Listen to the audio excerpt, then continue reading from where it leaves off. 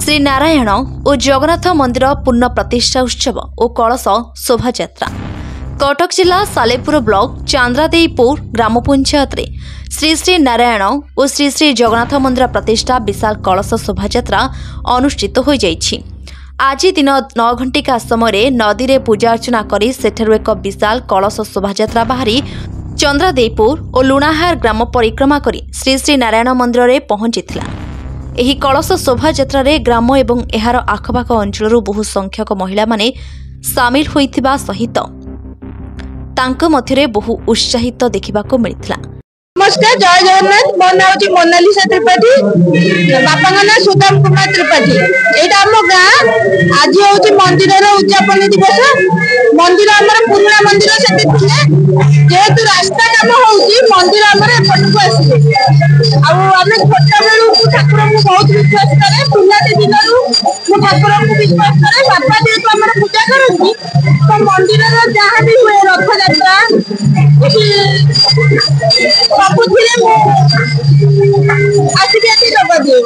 त्रिपाठी मुझे षष्ठ श्रेणी व्रत घर पर व्रत बनयन पर नारायण सेवा कर आसुची एवं ये ठाकुर अपूर्व महिमा आउ जहाँ कहती माने साक्षात ठाकुर ये अवस्थित।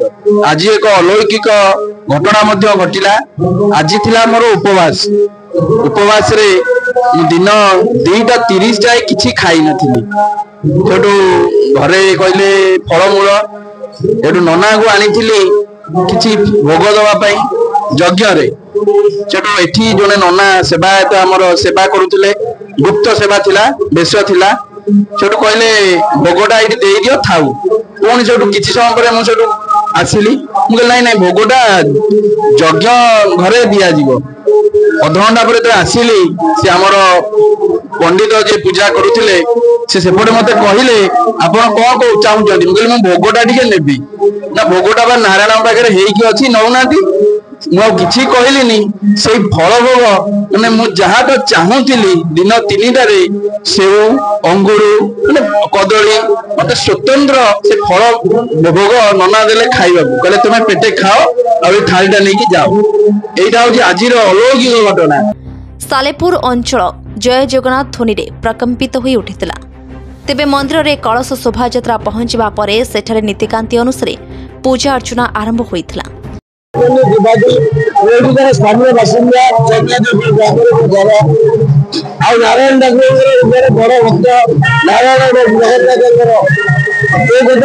पूजारी कहते जगार बहुत महात्म्य अच्छी एमती महात्म्य अच्छी कोई आखिर नुआ धारण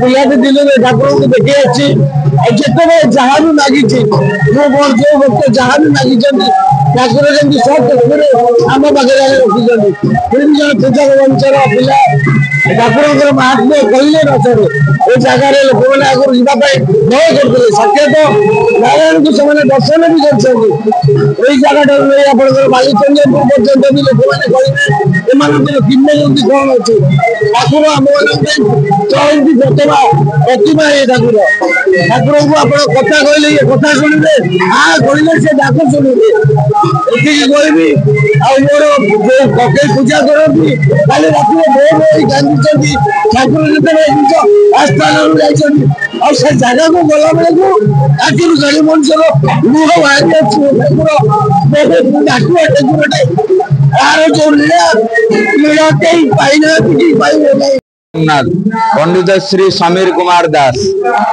महाप्रभुंकर प्रातः काल रे वेद पाठ विष्णु सहस्र नाम पाठ तार परे परे महाप्रभुंकर सूर्य पूजा महास्नान प्राण प्रतिष्ठा महाप्रभुंकर नगर परिक्रमा हेले नगर परिक्रमा परे परे प्रासाद प्रवेश महाप्रभुंकर राजराजेश्वर बेश आपण माने देखुचंदी राजराजेश्वर बेश परे परे महाभोग अनुष्ठित हैला जे धूपरे महाप्रभु शीतल भोग शंखुड़ी भोग फल भोग साखर भोग ए सब प्रसाद सेवन कले महाप्रभु तापर संध्या आलती हेले तार परे परे यज्ञ नारायण ए कार्य पूर्ण है महाप्रभुंकर निजे जाई सेठारे आहुति देई पूर्ण करिवे। पूर्णमदः पूर्णमिदं पूर्णात् पूर्णमुदच्यते पूर्णस्य पूर्णमादाय पूर्णमेवावशिष्यते।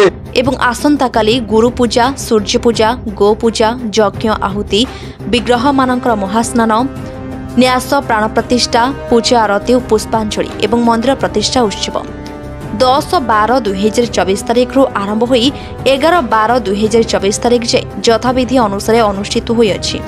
ता सहित प्रत्येक दिन संध्यारे भजन कार्यक्रम हेबा सहित आसुथिबा हजार हजार भक्त मानक पई प्रसाद सेवनर व्यवस्था मध्य होइछि। तेबे एही प्रतिष्ठा उत्सव बहु आडंबर देखिबाकू मिलिथिला। जगन्नाथ मो ना सुदाम कुमार त्रिपाठी मु 51 वर्ष है विष्णु पूजा करते मागी जाति ये मंदिर पूर्णांग करी आज 2024 मसीहा 11 आज नुआ घर को ठाकुर को प्रवेश कराला।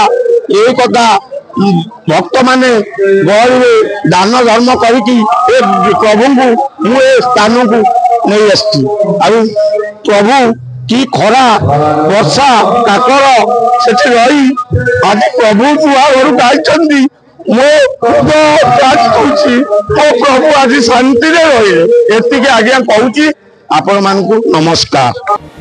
कटक जिला सालेपुर रघुनाथ पात्रंक रिपोर्ट खबर टुडे।